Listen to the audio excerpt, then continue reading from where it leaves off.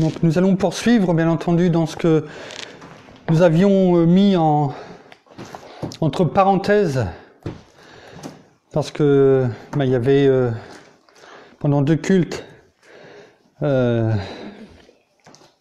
avons été poussés à parler de ce qui se passe, bien entendu, et avant toute chose, nous vous recommandons bien de continuer à être sage, parce que les choses s'accélèrent. Alors ce n'est que pour un peu de temps, certes, mais en tout cas, il faut quand même être sage. Nous avons pour preuve ce que nous mettons, alors non pas sur le mur de mon profil Facebook chrétien, mais pour ceux qui le savent, il y a un autre profil, il suffit de taper Frédéric Marie-Hélène Baudard et vous verrez, il y a deux profils. Vous nous reconnaîtrez, c'est notre photo. Il y en a une justement où c'est un fond bleu, où je suis habillé avec un t-shirt avec une encre, symbole que notre foi est ancrée dans notre Seigneur. Et ce profil-là est un profil, on va dire, plus généraliste et qui avait été mis en place pour les entrepreneurs il y a pas mal d'années maintenant. Et vous verrez, vous pouvez voir en cliquant sur les liens qui sont sur la gauche le club des entrepreneurs passionnés et vous verrez on partage pas mal de choses. Je vous laisse aller voir si cela vous intéresse, tout simplement pour vous montrer que eh bien oui, il faut être sage. Il faut être sage et malheureusement, comme on le disait hier, quand il n'y a pas de vision claire, précise, eh bien le peuple se perd, comme le peuple d'Israël s'est perdu dans le désert. Et il est bon d'être sage. Alors c'est ce que nous vous recommandons encore ce matin. Nous avons aussi une pensée pour toutes ces personnes, quelle que soit leur activité, qui sont au devant. Oui, qui sont là, devant. Et qui sont là pour nous faire vivre, nous qui devons rester chez nous. Alors je pense, je ne vais pas pouvoir les énumérer tous, bien sûr, mais bien sûr à tous ces policiers qui sont dehors, quelle que soit leur activité, policiers, gendarmerie, SAMU, pompiers, enfin tous ceux qui circulent dehors.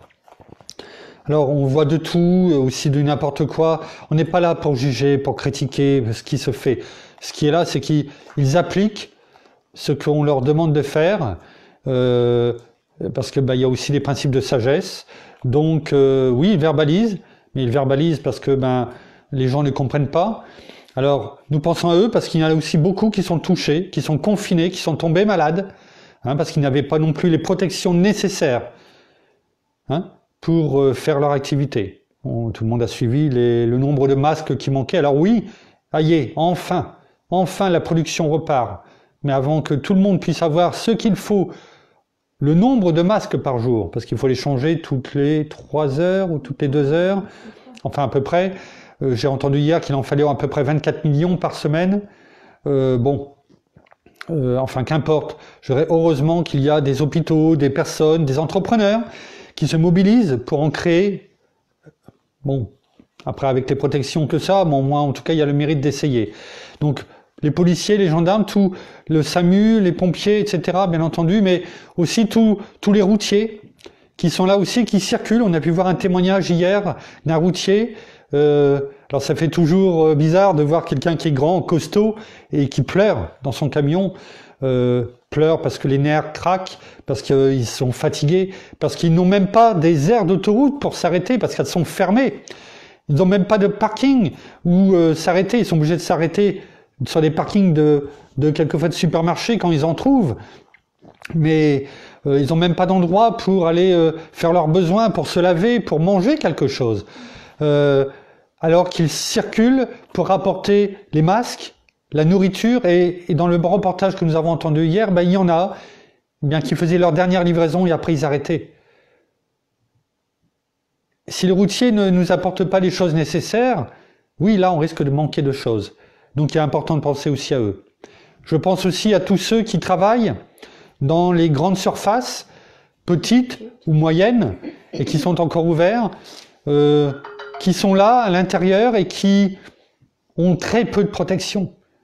Et qui sont pourtant là, à mettre les choses en rayon, à essayer de faire front aussi par rapport à, malheureusement, à quelquefois cette horde d'animaux. Je suis désolé, c'est le terme que j'emploie, parce que la parole le dit, l'homme animal. Oui, celui qui n'est pas en Dieu est un homme animal. Et quelquefois, l'être humain se comporte même plus mal, de façon plus dure que les animaux. Oui, alors je pense à eux, à chacun d'entre eux qui sont aussi en première ligne. Je pense aussi à toutes ces personnes qui travaillent dans le monde hospitalier, dans le monde médical au sens large, à l'hôpital, les médecins, les infirmières, toutes les personnes qui travaillent dans les maisons de retraite et qui n'ont aucune protection. Hier, on a pu voir, il n'y a pas que la France, il n'y a pas que l'Italie, bien sûr, mais on parlait de l'Italie parce que ils mettaient les figures, les photos des 14 médecins qui sont morts en faisant leur devoir, en soignant les personnes.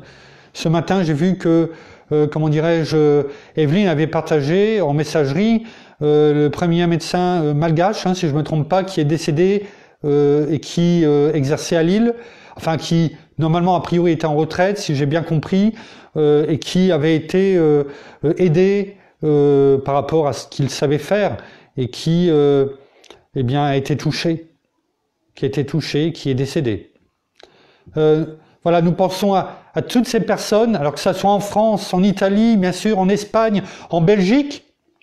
Il y a un soutien phénoménal qui s'est ouvert, et je l'ai partagé dans le club des entrepreneurs passionnés, d'un groupe en Belgique qui s'est créé il y a quelques jours et qui a déjà plus de 30 000 personnes pour soutenir les professions.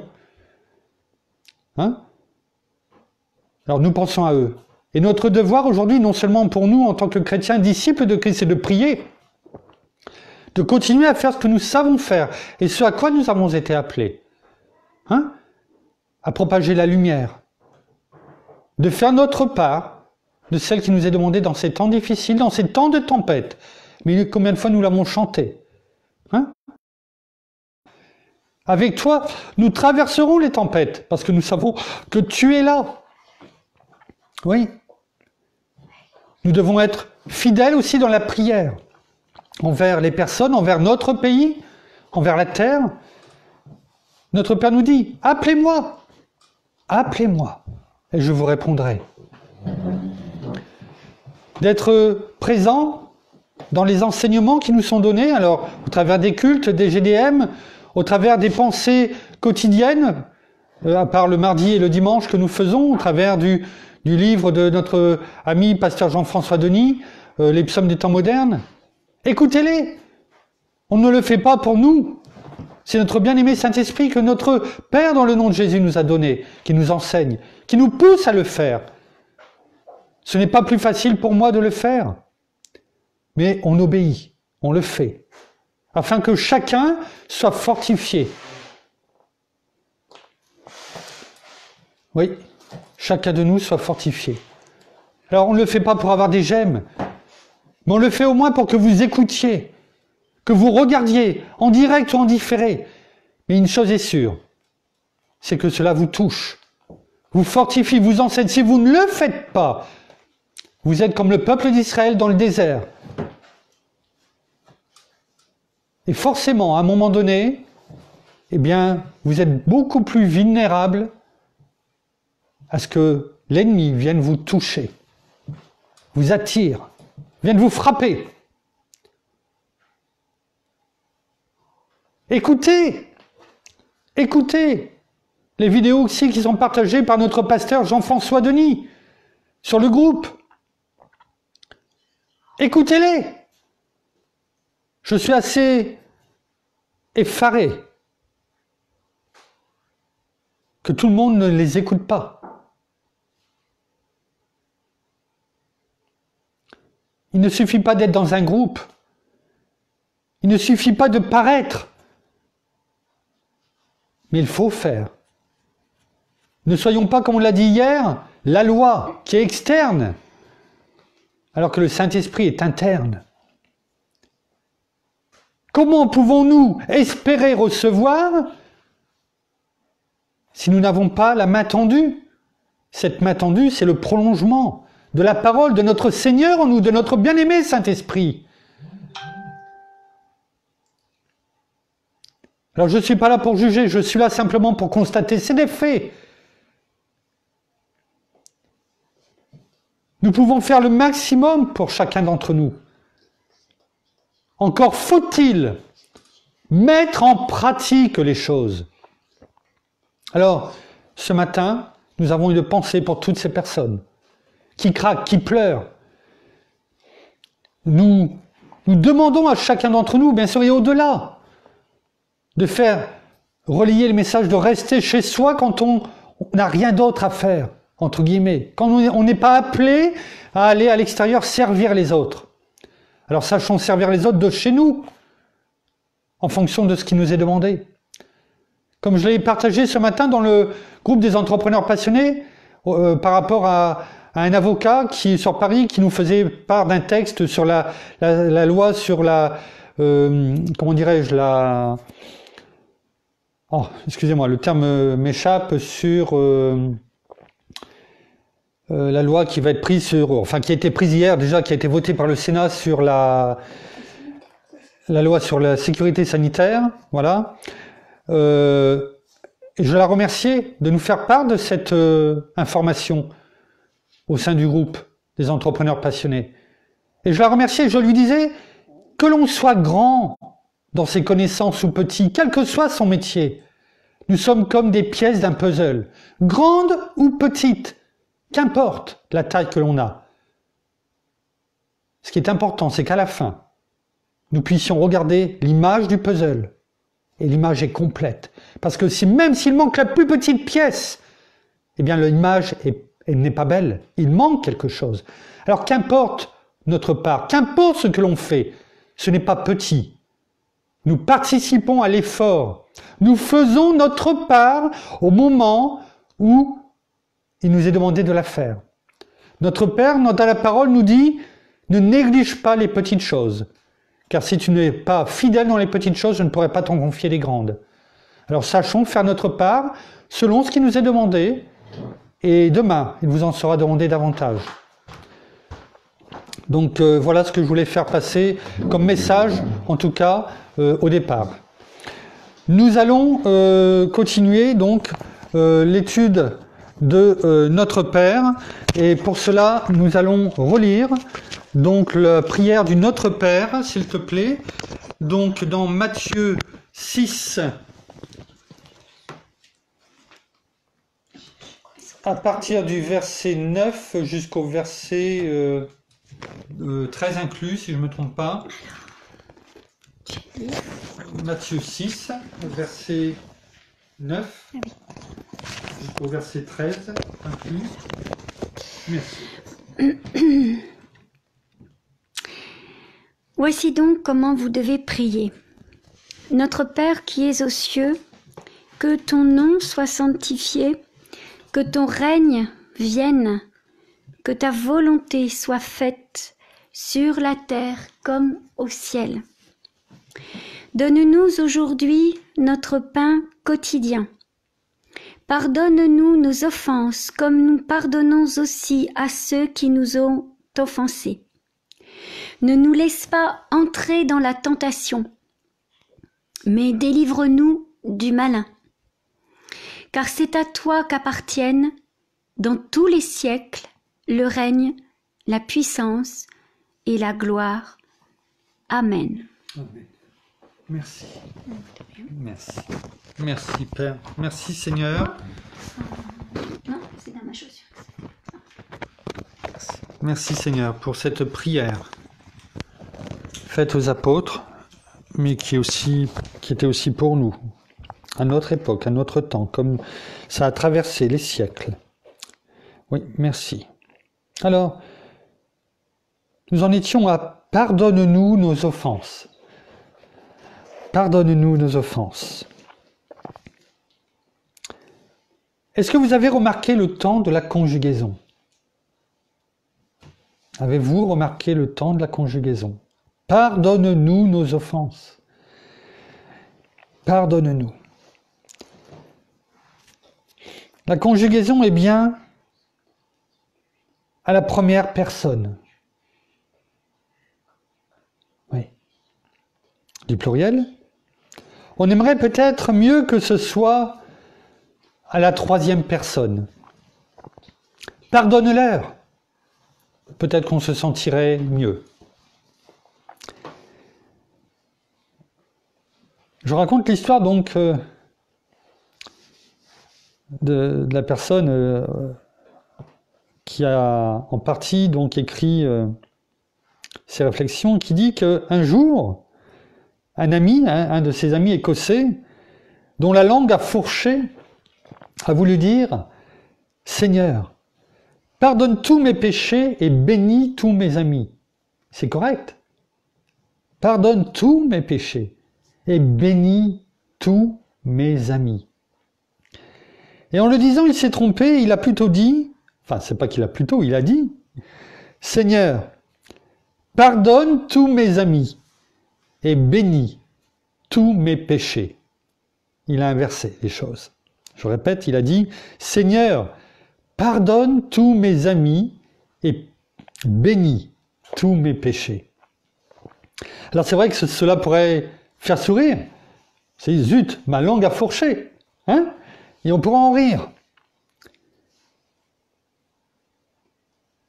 Mais est-ce que ce n'est pas ce que l'on fait bien souvent? Peut-être pas volontairement, quoique. Bénis tous mes péchés et pardonne mes amis. Pardonne-leur de tout ce qu'ils font, de tout ce qu'ils disent. C'est tellement plus facile de voir la paille dans l'œil de son voisin, de ses amis, plutôt que la poutre qui est dans la nôtre. Ah oui. Et même quand on s'en repent, même quand on se repent, est-ce que ça n'arrive pas que l'on fasse plutôt son mea culpa sur la poitrine de quelqu'un d'autre? Oui, même quand on vient demander pardon. Est-ce que quelque part, on ne fait pas son mea culpa sur la poitrine de quelqu'un d'autre? Bien souvent, c'est toujours la faute des autres. Je l'ai déjà bien souvent pris comme image.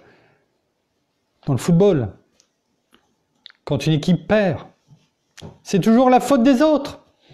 La faute du terrain, la faute de l'arbitre, la faute du public, la faute du jardinier parce que l'herbe n'avait pas été assez bien tondue, ou parce qu'elle n'avait pas été assez arrosée, ou trop arrosée. C'est la faute de l'entraîneur, de l'actionnaire, du directeur, du président. Jamais la faute des joueurs qui jouent mal. Est-ce que bien souvent nous ne sommes pas comme ces joueurs, à toujours chercher la responsabilité ailleurs? Quand le fils prodigue est revenu à la maison, il n'a pas dit à son père « Tu sais, papa, on ne s'est pas compris ». Il ne lui a pas dit « Ce sont les copains qui m'ont entraîné ». Non, qu'est-ce qu'il a fait? Il a fait son mea culpa sur sa propre poitrine. À lui.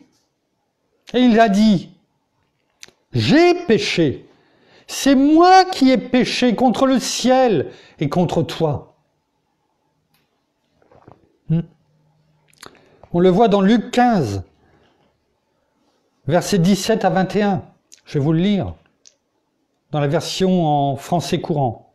Il est écrit, on parle du fils prodigue. Alors, il se mit à réfléchir sur sa situation et se dit, tous les ouvriers de mon père ont plus à manger qu'il ne leur en faut. Tandis que moi, ici, je meurs de faim. Je veux repartir chez mon père.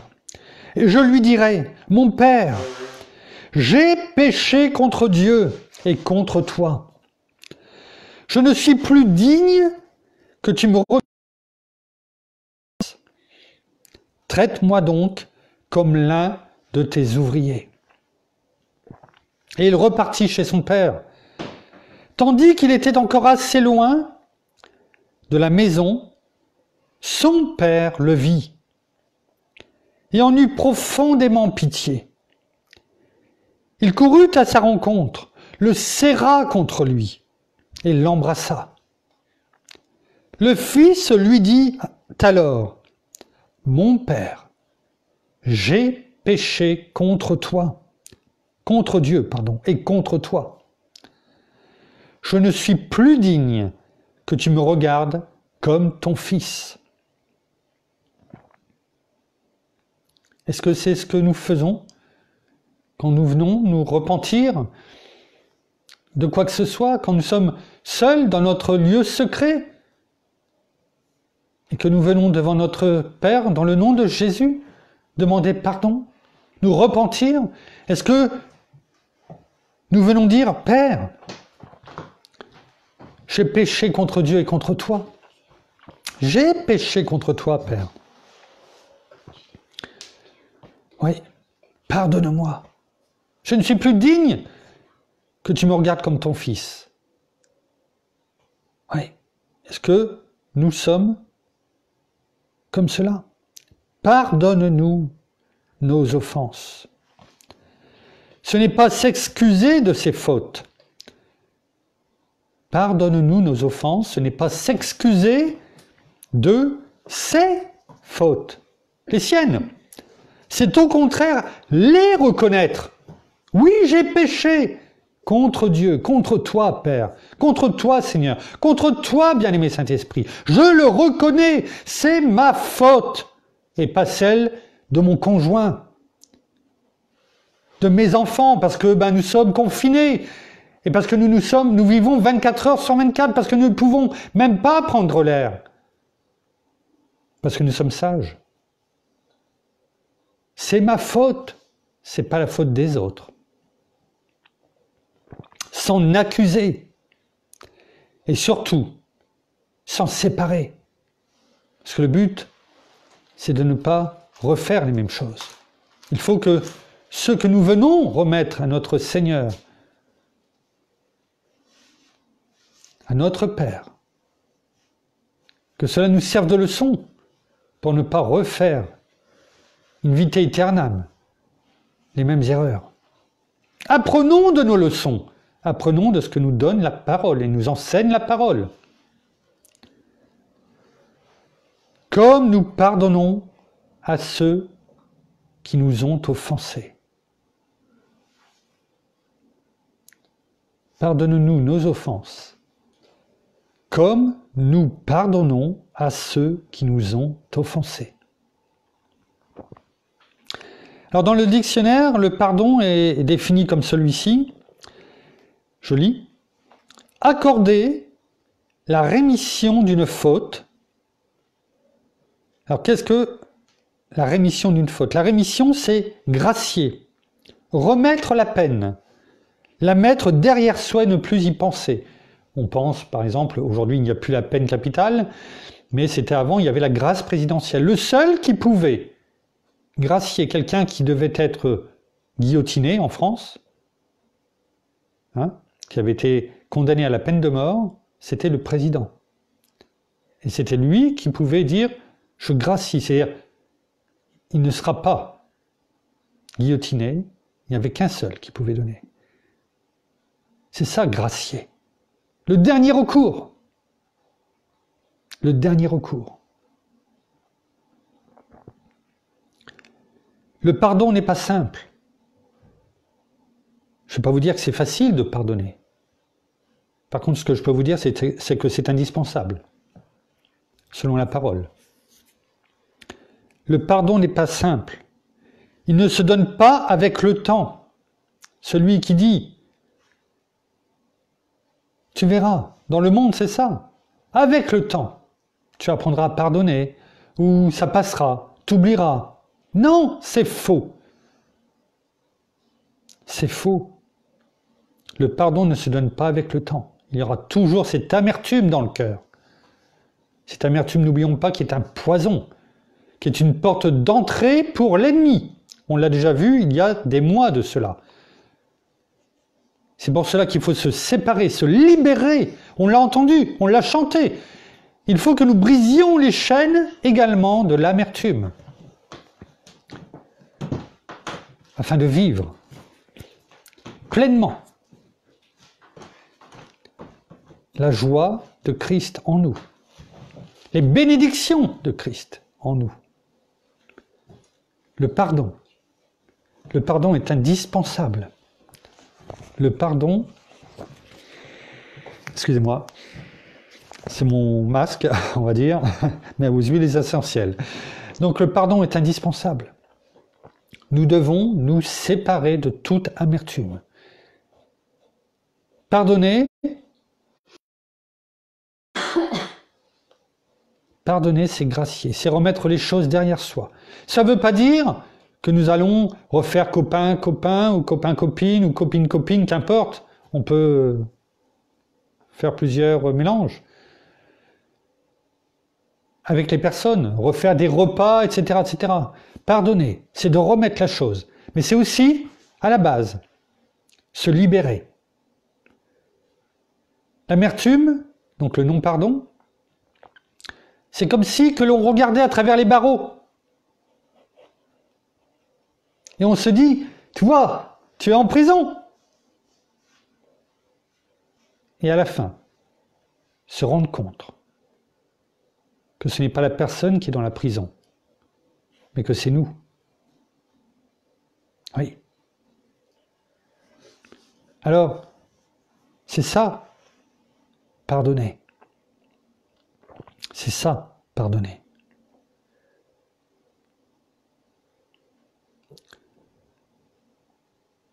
Comme nous pardonnons à ceux qui nous ont offensés. Oui. Donc, le pardon n'est pas simple, mais si je puis m'exprimer ainsi, on ne peut pas composer avec le pardon, et il faut qu'il soit présent. Aujourd'hui même. Aujourd'hui même, si vous avez encore de l'amertume, du non-pardon dans vos cœurs, venez. Aujourd'hui même, pliez les genoux. Venez demander pardon. Si vous le pouvez, prenez votre téléphone. Pardonnez à la personne. Parce que quelquefois, le fait de le pardonner à la personne,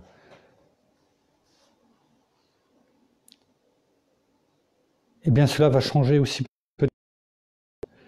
Il y a un partage que j'avais fait il y a bien longtemps sur le mur qui disait, je ne me rappelle plus exactement, mais vous ne pouvez pas changer le passé. Mais par votre action présente, vous pouvez transformer le futur. C'est le cas? Le pardon transforme le futur. Efface le passé. C'est cela. Alors ce n'est pas non plus excuser l'attitude de la personne. Ce n'est pas ça le pardon. Le pardon, ce n'est pas excuser l'attitude de la personne qui vous a offensé. Ce n'est pas nier l'acte qui a été fait. Ce n'est pas ça. Bien souvent, dans le monde, c'est ce qu'on pense. Mais non, ce n'est pas ça. On ne lui pardonne pas son acte, ce qu'il a dit. Mais on passe outre, on oublie. Pour ne plus avoir ce poison en nous déjà. Pardonner nécessite beaucoup d'amour et une volonté de gracier la personne qui a commis la faute. On revient toujours au même. Sans amour, il est difficile de pardonner. N'oublions pas que nous avons en tant qu'enfants de Dieu, lorsque nous avons reçu notre Seigneur, comme le Seigneur et le Sauveur de nos vies, nous avons reçu notre bien-aimé Saint-Esprit. Nous avons reçu le caractère de Christ. Je ne vous laisse pas orphelins, je viens vers vous. Le caractère de Christ en nous. Le fruit de l'Esprit, son caractère. Et c'est quoi le premier fruit de l'Esprit? L'amour.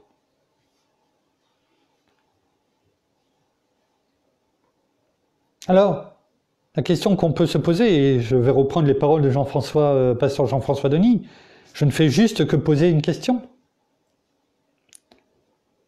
Si on n'arrive pas à pardonner, où est l'amour? On peut se poser la question. Le fruit de l'esprit, le caractère de Christ en nous, où se trouve-t-il? Peut-être est-il temps de rajouter du bois afin que le feu se ranime et de l'entretenir. Le bois, ce bois de la foi, cette foi qui brûle en nous et qui permet tellement de choses, au point que notre Seigneur a dit, si vous aviez de la foi comme un grain de sénévé, la plus petite graine de moutarde qui existe, eh bien vous pourriez dire à cette montagne, ôte-toi de là et jette-toi dans la mer. L'image de cette montagne, c'est la difficulté, la tempête, le fardeau, la difficulté qui est devant vous dans votre vie. Sans foi, nous ne pouvons rien faire. Il est dit dans la parole que sans la foi, nous ne pouvons lui être agréables. Ô Père, dans le nom de Jésus, donne-nous cette foi, toujours plus importante. Oui, toujours plus importante.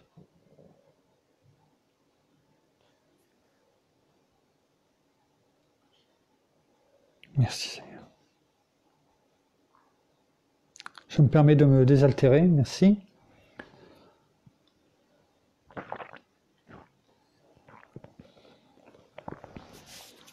Alors c'est vrai que notre nature humaine nous encline difficilement à pardonner une personne lorsqu'elle nous a blessés. Alors que ce soit par une parole ou par un acte, nous sommes tous passés par là, moi compris, je parle pour moi, chacun est libre après de se voir dedans ou pas. Mais c'est vrai que c'est pas facile, mais c'est nécessaire, c'est indispensable, comme nous avons pu le constater. Humainement, nous éprouvons l'envie de nous venger, ou bien nous gardons en nous ce qui a été dit ou fait, et comme on l'a dit, l'amertume alors grandit, et la relation avec l'autre est rompue. Alors avec l'autre, mais aussi malheureusement quelquefois avec son entourage. L'amertume envers une personne pourrit l'entourage. L'animosité s'installe et les mauvaises pensées remplacent celles que Dieu met dans nos cœurs. Oui, je voudrais juste reprendre cette phrase. Quand on regarde ce qui a été dit, ce qui a été fait en nous, donc l'amertume, et la relation avec l'autre est rompue, et l'animosité s'installe et les mauvaises pensées remplacent celles que Dieu met dans notre cœur. Il est bon, chaque jour, que Dieu, que notre Seigneur renouvelle nos pensées, que nous ayons la pensée de Christ en nous. Et la pensée de Christ est pure. La pensée de Christ ne nourrit pas l'animosité, l'amertume.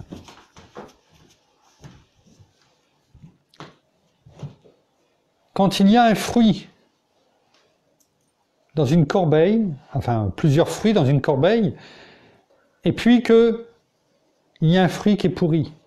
Ce fruit est pourri, pas les autres. Ce fruit est pourri. Mais si on le laisse, et qu'on ne s'en aperçoit pas tout de suite, eh bien on s'apercevra bien vite qu'il a contaminé les autres. La pourriture s'est installée chez les autres. Oui. L'amertume, le non-pardon, c'est la même chose. Elle vous pourrit tellement de l'intérieur. Les relations avec les personnes qui sont à côté de vous, proches de vous, et ça se propage, comme le virus aujourd'hui, toute proportion gardée. Alors, Que faire pour éviter cela? Bon, on a pu déjà en parler un petit peu. Il n'y a que l'intervention de Dieu dans nos vies par le bien-aimé Saint-Esprit qui nous aidera à accorder le pardon de manière véritable, comme le Seigneur le fait pour nous chaque fois que nous péchons. Nous avons pu le dire hier. Notre bien-aimé Saint-Esprit nous le convainc de pécher, afin que non seulement nous l'abandonnions, mais que nous venions demander pardon. Malgré toute notre bonne volonté, le cœur humain ne peut pas oublier, et sans l'amour de Dieu en nous, sans l'onction du Saint-Esprit, il est difficile de pardonner. C'est la prolongation, je dirais, la suite de ce que nous avons dit hier. Je vous invite à écouter ce qui a été dit hier soir pour ceux qui ne l'ont pas entendu. Il faut que nous ayons cette vision, cette révélation de Dieu dans nos vies. Et là, automatiquement, nous comprendrons ce qui vient d'être dit. Pardonne-nous nos offenses, comme nous pardonnons à ceux qui nous ont offensés. Alors c'est vrai que on pourrait dire qu'il y a ici une difficulté d'interprétation. Dans ce « comme nous pardonnons », y a-t-il la condition du salut? Lorsque l'apôtre Paul établissait la doctrine du salut, il inversait la pensée, il disait ceci, on le voit dans Éphésiens 4, verset 32, dans la version Louis II 1910. « Soyez bons les uns envers les autres, compatissants, vous pardonnant réciproquement, comme Dieu vous a pardonné en Christ. » On va juste le reprendre parce que c'est important de comprendre le cheminement. Parce que c'est vrai, ce que l'on voit aujourd'hui, ce n'est pas facile. Sur le fond, c'est facile, c'est « pardonne-nous nos offenses comme nous pardonnons à ceux qui nous ont... » On a compris le pardon. Ce qu'il était et ce qu'il n'était pas. Mais quelque part, c'est plus complexe que cela. Alors c'est vrai qu'aujourd'hui, c'est un peu plus difficile. Mais il faut s'accrocher. Il faut s'accrocher parce que c'est un point extrêmement important. Alors n'ayez pas vos idées qui vagabondent à droite ou à gauche, restez concentrés. Je reprends. Éphésiens 4, verset 32. « Soyez bons les uns envers les autres, compatissants, vous pardonnant réciproquement, comme Dieu vous a pardonné en Christ. » Si on a bien compris, si on a bien lu, si on a été attentif et si on a eu cette révélation, et vous l'avez reçue, et moi on s'aperçoit que d'abord, il faut être pardonné par Dieu. Soyez bons envers les uns envers les autres, compatissants, vous pardonnant réciproquement, comme Dieu vous a pardonné en Christ. Comme Dieu vous a pardonné en Christ. C'est-à-dire que Dieu nous a pardonné avant. Il nous a pardonné avant, comme Dieu vous a pardonné. Si on fait les choses comme, c'est que le comme indique que la chose a déjà été faite. C'est un exemple qui nous est donné. Et cet exemple, c'est Dieu nous a pardonné. D'abord, il faut être pardonné par Dieu. Et puis seulement après, nous pouvons donner aux autres un pardon que nous-mêmes avons reçu. Ça, c'est important. C'est important. Parce que sans le pardon de Dieu, humainement, nous ne serons pas pardonnés. Nous ne pourrons pas pardonner aux autres. Nous pouvons pardonner parce que Dieu nous a pardonné en Christ, notre Seigneur. C'est ainsi que nous pouvons pardonner aux autres. Alors si nous avons du mal à pardonner, rappelons-nous Éphésiens 4, 32,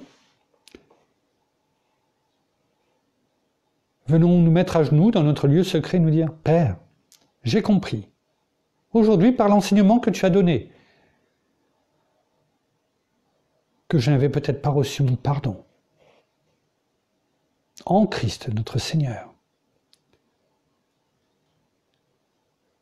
Alors pardonne-moi. Pardonne-moi afin que je puisse pardonner aux autres.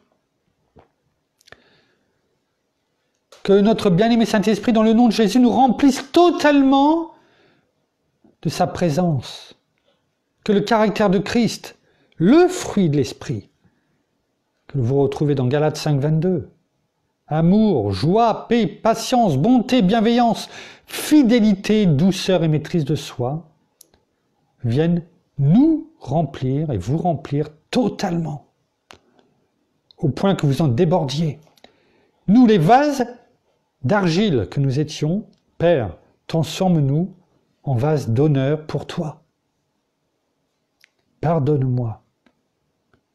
Pardonne-moi au nom de notre Seigneur Jésus, afin que je puisse moi-même venir pardonner aux autres. Car j'ai compris tout le mal que cela engendre. Et je veux éradiquer tout ceci de ma vie. À quoi cela sert-il de faire le bien en dehors si le mal, la pourriture continue à se propager en nous? C'est l'image de ce qu'on disait hier. La loi nous dit de faire telle ou telle chose, on le fait. La lettre tue. Et l'esprit vivifie. Merci, bien-aimé Saint-Esprit. Le signe que le pardon de Dieu est en nous, c'est ce qu'on vient de dire, c'est qu'à notre tour, nous pardonnons aux autres. On vient de le dire. Le pardon que nous accordons n'est que le fruit du pardon que nous avons reçu. Voyez, on le retrouve, le fruit. Pour semer du bon fruit, pour récolter le fruit, il faut avoir déjà semé. Il est dit dans la parole que un bon arbre ne peut pas donner de mauvais fruits.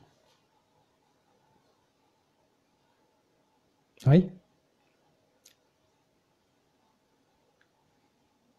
Si nous jetons du mauvais fruit, si nous récoltons du mauvais fruit, c'est peut-être que l'arbre n'est pas bon, ou que l'arbre a de mauvaises racines. Nous l'avons dit, je vous renvoie au psaume 1, où l'arbre, il est comme un arbre près d'un courant d'eau, d'un fleuve d'eau, qui donne son fruit en son temps, et dont le feuillage ne se flétrit pas. Tout ce qu'il fait réussit. Pourquoi ? Parce qu'il va, par ses racines, se nourrir du fleuve qui coule, de tous ses nutriments. C'est comme nous avec notre bien-aimé Saint-Esprit. Ces fleuves d'eau vive qui coulent en nous.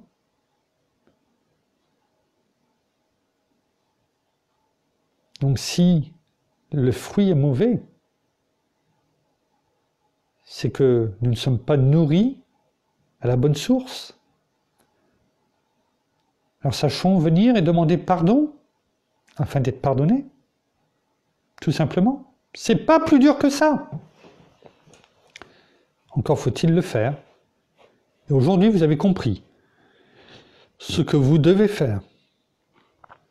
Avant, peut-être que vous ne le saviez pas, mais aujourd'hui, vous ne pouvez plus vous cacher.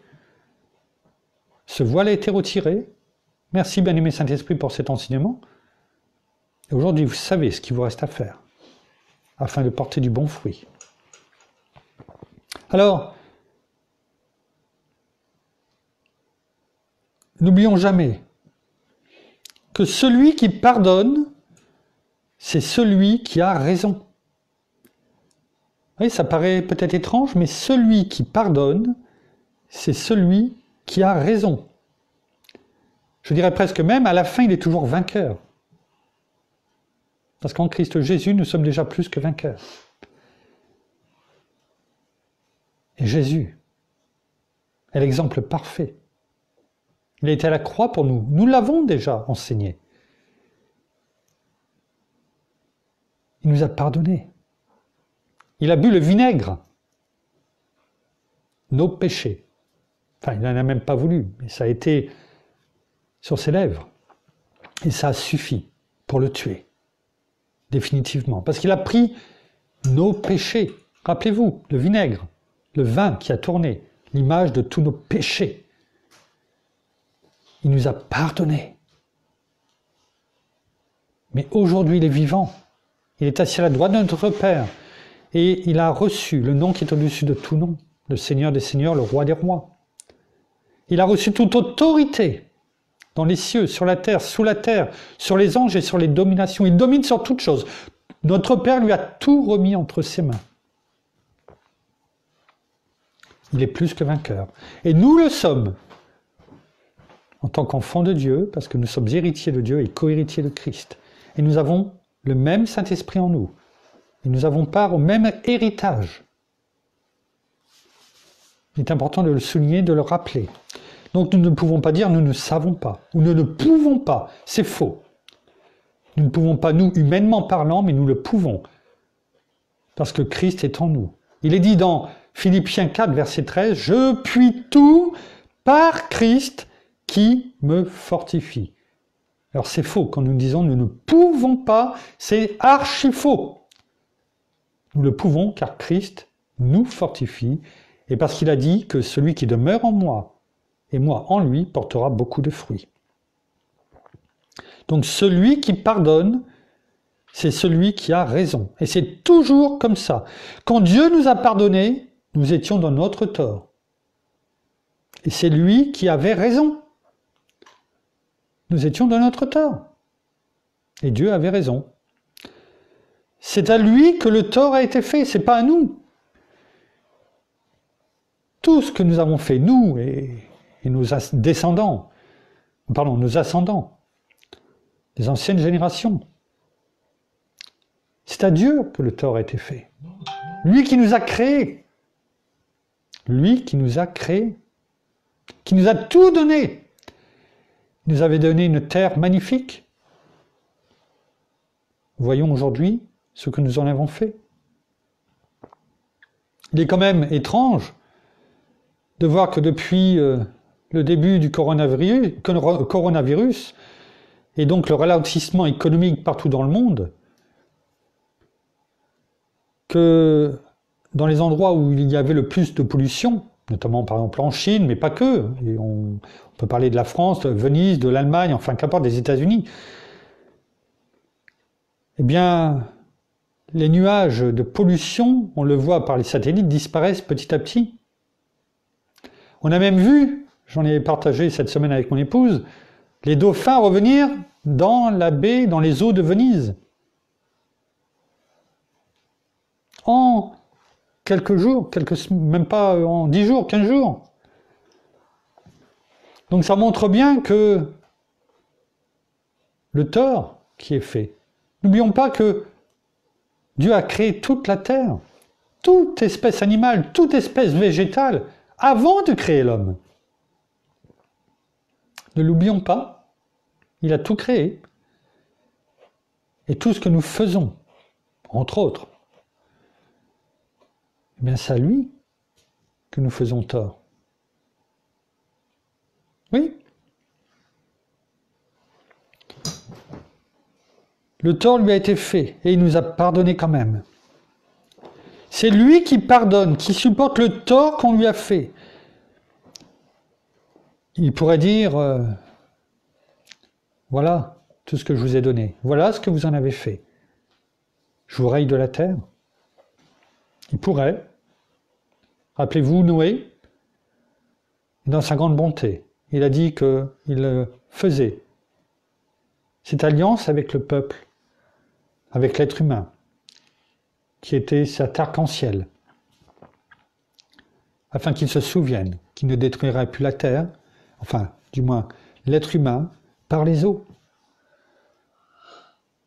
Il nous aime. Et notre Père, dans le nom de Jésus, préfère mourir à ses droits quand il nous pardonne. Alors, à combien plus forte raison, nous devons en faire de même. Christ nous a pardonné, on peut le voir, c'est l'exemple parfait, en prenant nos torts à son compte, on l'a dit tout à l'heure, en mourant pour nos péchés. C'est toujours celui qui a raison, qui meurt à lui-même et à ses droits quand il pardonne. Alors oui, quand vous pardonnez, peut-être que vous aviez raison d'en vouloir à la personne. Parce que la personne avait fait des choses qui n'étaient pas belles, bonnes envers vous. Mais nous, par rapport à notre Seigneur, à notre Père, est-ce que nous avons toujours fait des choses qui étaient belles, qui étaient bonnes? Et pourtant il nous a pardonné. Il nous a tellement aimés qu'il nous a envoyé son Fils Jésus-Christ. Ouais, pour nous pardonner, pour nous donner la vie éternelle. Alors, sachons nous en rappeler afin de mourir aussi à nos droits quand nous pardonnons, comme Jésus-Christ l'a fait pour nous.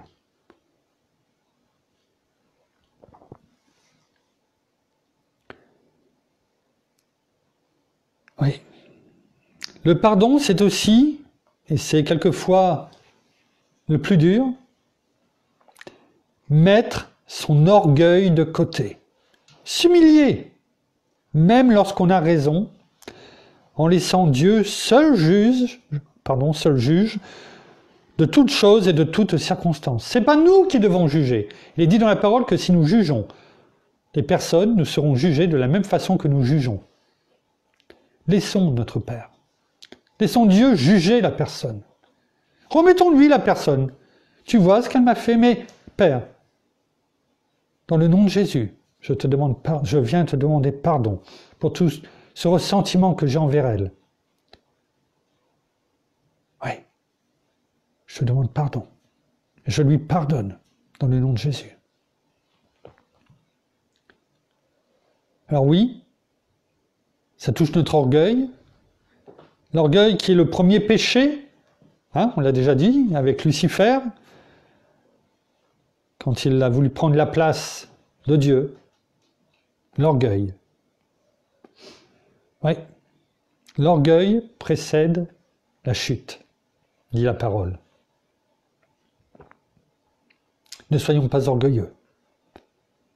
Sachons mettre, comme il est dit dans le monde, un mouchoir par-dessus notre orgueil, le cacher quelque part. Mais le cacher ne suffit pas, parce que la parole dit que toute chose cachée, un jour sera mise à la lumière. Donc le monde qui veut cacher les choses, ça c'est le monde. Nous voulons qu'elles soient prises et jetées dans la mer de l'oubli par notre Père. Donc sachons oublier notre orgueil et venir s'agenouiller pour demander pardon. Oui, merci Seigneur. Savons-nous que nous serons trouvés coupables devant Dieu si nous n'avons pas su pardonner? Nous serons reconnus, trouvés coupables devant Dieu si nous n'avons pas su pardonner nos frères et sœurs, car en agissant ainsi, la parole dit que nous les affaiblissons et les accablons. Eh oui, on oublie ça quelquefois. On le voit dans 2 Corinthiens 2, au verset 7, 2 Corinthiens chapitre 2, verset 7, il est écrit, je vous le donne dans la version Colombe, « En sorte que vous devez bien plutôt lui pardonner et le consoler, qu'il ne soit accablé par une tristesse excessive. »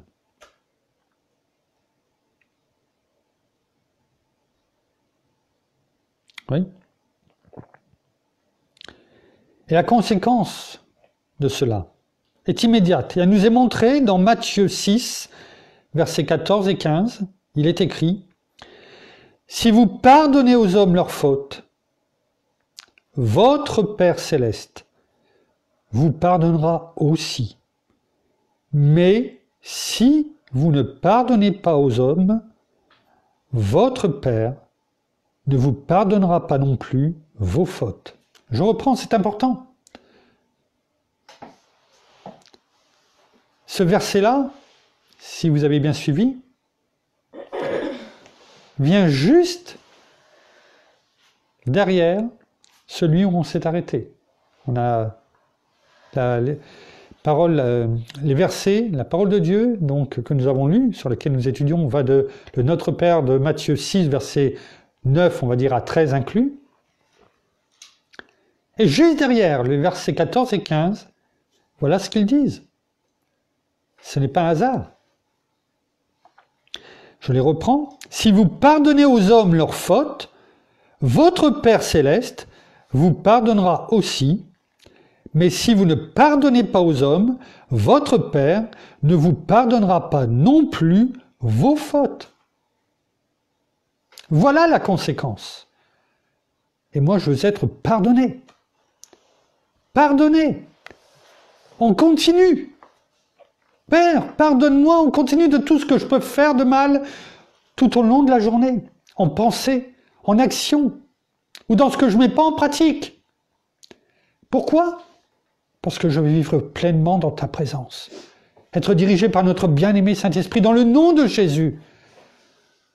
À chaque seconde, je veux être immergé dans ta parole. Pour moi, pour mes proches, mon conjoint, nos enfants, nos bien-aimés, afin que nous recevions, comme nous l'avons dit hier, ta révélation, ta vision pour nos vies, ta gloire dans nos vies. C'est tout cela. C'est tout cela qui débouche du pardon. Ce n'est pas simplement dire « Oh, je lui en veux » ou « Je lui pardonne ». « Oh, je lui pardonne ». Hein ? Combien de fois on dit ça ? Non. Le pardon sincère devant notre Père, afin que nous recevions son pardon. On l'a lu. Alors, sachons écouter et mettre en pratique la parole de Dieu. Il est dit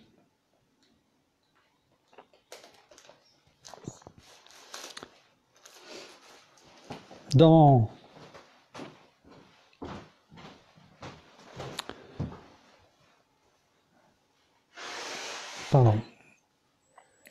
il est dit dans la parole, vous faites partie du peuple de Dieu. Dieu vous a choisi et il vous aime. C'est pourquoi vous devez vous revêtir d'affectueuse bonté, de bienveillance, d'humilité, de douceur et de patience. Vous voyez, on retrouve beaucoup de fruits de l'esprit. Supportez-vous les uns les autres. Et si l'un de vous a une raison de se plaindre d'un autre, pardonnez-vous réciproquement. Vous voyez, réciproquement. Tout comme le Seigneur vous a pardonné. Et par-dessus tout, mettez l'amour, autre fruit de l'esprit, ce lien qui vous permettra d'être parfaitement unis.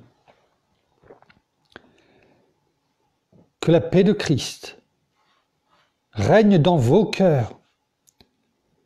C'est en effet à cette paix que Dieu vous a appelés en tant que membres d'un seul corps. Soyez reconnaissants. Que la parole du Christ, avec toute sa richesse, habite en vous. Instruisez-vous et avertissez-vous les uns les autres avec une pleine sagesse. Chantez à Dieu de tout votre cœur et avec reconnaissance des psaumes, des hymnes et des cantiques inspirés par l'Esprit. Tout ce que vous faites en parole ou en action, faites-le au nom du Seigneur Jésus, en remerciant par lui Dieu le Père. Alors, je rends grâce non seulement pour cet enseignement, mais aussi Parce que dans ce que nous venons juste de lire, eh bien c'est ce que nous faisons, en tout cas ce que nous nous attachons à faire au quotidien, maintenant. Et je demande à Dieu, au nom de Jésus, à ce que ça soit le cas pour chacun d'entre nous dans nos vies. Sachons faire ce que nous venons de dire, le mettre en pratique. C'est indispensable. Car si nous ne le faisons pas, nous avons pu voir qu'il n'y aura pas de pardon. Dieu est bon envers ses enfants, mais n'oublions pas que la parole dit aussi qu'il fait pleuvoir sur ses enfants, mais aussi sur les païens. C'est-à-dire ceux qui ne sont pas en Christ, qui ne l'ont pas reconnu. La même pluie tombe. Vraiment sa protection, la protection divine. Sachons mettre en pratique ce qu'il demande, afin qu'il trouve en nous un cœur pur et bien disposé. Sachons le faire. Je vous en conjure, mes frères et sœurs, chers amis. Merci, bien-aimé Saint-Esprit, pour cet enseignement. Nous allons terminer par une dernière louange. Oui ? Il y a juste mamie, mon infirmière me disait ce matin qu'à l'hôpital Mingeot à Besançon, les docteurs et les infirmières, ils devaient choisir de laisser mourir les plus vieux. C'est très triste. Alors vous avez entendu, on arrive à ce qu'on disait malheureusement il y a déjà plusieurs jours sur le fait de ne pas sortir. Eh bien, à un moment donné, on arriverait à, tellement l'afflux serait important, eh bien, devoir choisir. Et c'est triste à dire, mais ils préfèrent donner la préférence aux jeunes plutôt qu'aux personnes âgées. Alors déjà, sachez être prudent, restez chez vous. Mais Père, tu vois tout ce qui se passe. Tu vois aussi tout ce que l'homme a fait. Parce que je ne doute pas, à aucun moment, et cela depuis bien longtemps, que ce virus, bien sûr, ne vient pas de toi, ça c'est une évidence, mais que c'est l'être humain qui l'a propagé. Quelle que soit la façon dont ça a été fait et les raisons, là n'est pas le discours, mais toujours est-il que ce qui arrive de mal ici, bien c'est l'être humain qui l'a mis en place. Aujourd'hui dans ce virus, mais dans beaucoup d'autres choses. Oui. Et l'ennemi, le prince de ce monde, tire les ficelles. Que par ta grâce, nous puissions, nous, mais tous nos frères et sœurs à travers le monde, nous lever, se lever, d'une seule voix. Fini les critiques entre églises, les oppositions, mais que d'un seul cœur, le tien, de ta voix, nous puissions nous lever, afin qu'un cri d'espoir se lève dans les cœurs, et que ta voix, ta lumière brille dans les ténèbres, parce que rien ne pourra empêcher ta lumière de briller. Merci, Père, dans le nom de Jésus.